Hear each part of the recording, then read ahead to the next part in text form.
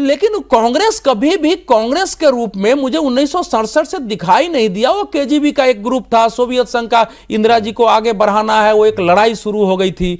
उन्होंने समय के पहले चुनाव करा दिया और 71 में आई तो उनको इमरजेंसी लगाना पड़ा बढ़ा करके उसी सत्ता के संचालन के लिए। तो एक तो वो उसी समय से वो परिस्थिति रही है। विपक्ष उस ढंग से मुद्दों को लेकर के कभी देश में ऐसा खड़ा नहीं हुआ कांग्रेस को समस्त रूप से समाप्त करें। बीजेपी को मौका था, लेकिन 2000 के बाद जो अटल जी की सरकार थी वो उस रूप में काम नहीं किया। 2005 में आडवाणी जी चले गए और जिन्ना के मजार पर और उसको इतिहास पुरुष घोषित कर दिया, तो आपस की ही लड़ाई हो गई। इन्होंने अटल जी को, आडवाणी को कैसे त्याग पत्र देना पड़ा था उस परिस्थिति में, और सब खड़े हो गए थे। संजय जोशी को जाके त्याग पत्र लेना पड़ा था उनसे कि आप त्याग पत्र। आप लोगों का अनुभव इतना है कि आप मतलब आपकी तो इसलिए राहुल गांधी पीछे से शुरू होती है। जानना व्यूअर्स के लिए अगर मैं इस दशक की, गुजरे दशक की बात करें, देखिए राहुल गांधी क्या है कि पुराने जमाने में एक हम लोगों ने पढ़ा है कि कुछ राक्षस माया उत्पन्न करते थे और कुछ क्षण के लिए सबको लगता था कि माया उत्पन्न हो गया है और वही सच है।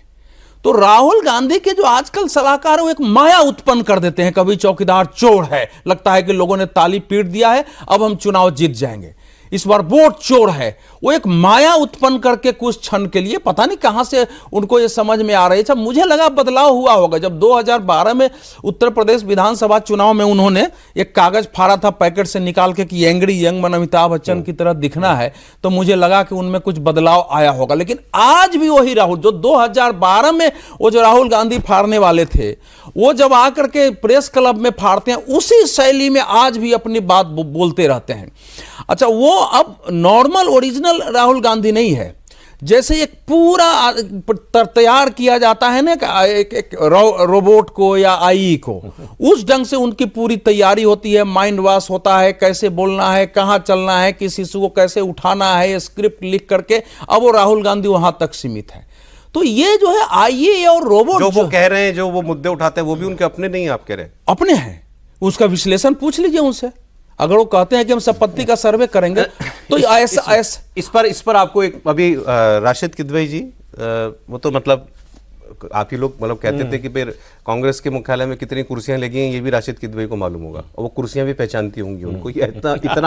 इतना वो कांग्रेस उन्होंने कवर किया। उन्होंने अभी एक आर्टिकल लिखा, काफी चर्चा हो रही है उसकी।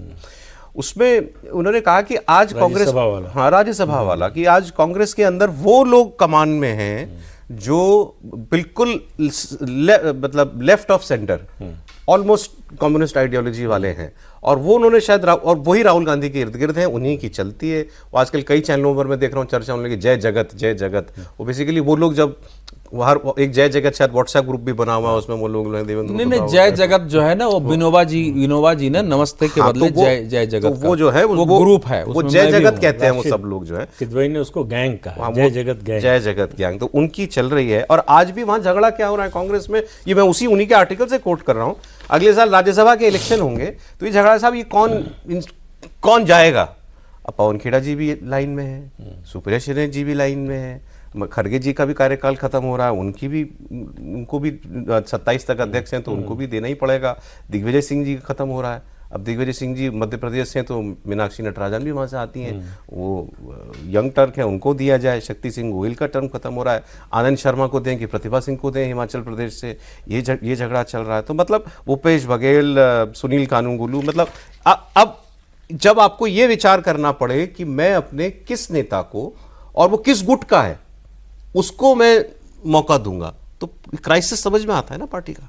बिल्कुल सर, और ये तो ऐसा समझ में आता है कि उन लोगों का डीएनए, मतलब सोचने का जो तरीका है, राजनीतिक डीएनए जो किसी कहे, कि वो इसी हिसाब से फैसले लेते आए हैं। जैसे बिहार के इलेक्शन में जिन लोगों को लगाया गया था, इस तरह के खराब रिजल्ट के बाद क्या उनको कोई पनिशमेंट दिया जाएगा? देवेंद्र यादव के यहाँ से उठा के आप गुजरात में लगा देंगे, जो देवेंद्र यादव यहाँ भी लगे हुए थे। तो ये काम तो कांग्रेस पार्टी, खासतौर पर राहुल गांधी उस रूप में खूब करते हैं। और गठबंधन को लेकर एकदम से एक चीज़ कही जाती है ना कि गठबंधन का एक ही धर्म होता है कि इसका कोई धर्म नहीं होता है। जब आप मजबूत होते हैं तो दबाते हैं, जब कमज़ोर होते हैं तो दबते हैं। राहुल गांधी के दौर की कांग्रेस पार्टी खासतौर पर ये करती है कि कमज़ोर रहती है तभी दबाने की कोशिश करती है। दूसरी चीज़ आप देखें कि उसमें गठबंधन ठीक से चलाने के लिए बड़ा ज़रूरी होता है कि आपके पास व्यवहारिक अप्रोच रहे, लचीलापन रहे। जैसे बीजेपी की बात, बीजेपी अपने कई सारे इश्यूज़ को छोड़ते रही थी ना पहले, कि धारा 370 पे बात नहीं करेंगे, राम मंदिर पे बात नहीं करेंगे, जेडीयू को साथ लेके लाने के लिए। वो व्यवहारिक अप्रोच राहुल गांधी के अप्रोच में देखे तो एकदम से नहीं समझ में आएगा कि कहीं से वो अप्रोच है। जैसे शिवानंद तिवारी ने जो लिखा, उसमें एक लाइन लिखा ना कि तेजस्वी यादव SIR के उस प्रोटेस्ट में शामिल नहीं हुए, मतलब उन्होंने ऑफिशियली ये बता दिया कि हाँ तेजस्वी उस पर सहमत नहीं थे। तो क्या राहुल गांधी ने ये बात करने की कोशिश की थी कि हाँ मैं इशू उठाना चाहिए, नहीं उठाना चाहिए? राहुल गांधी से तो ज्यादा ही तेजस्वी जानते होंगे ना बिहार को या RJD को लोग, तो सुनो तो समझो तो कि भाई वो क्या चाह रहे हैं। दूसरी चीज अगर आप याद कीजिए सौरभ की लोकसभा चुनाव से पहले नीतीश कुमार अलग क्यों हुए? जब इंडिया अलायंस में थे तो उनका सिर्फ यही था ना कि हमें या तो कन्वेनर बनाया जाए या कोई फेस बना दिया जाए। अगर राहुल गांधी का उस समय दुश्मन कौन था? बीजेपी, नरेंद्र मोदी। पहले इनको हटाना था ना, बाद में आप देखते कि क्या करना है।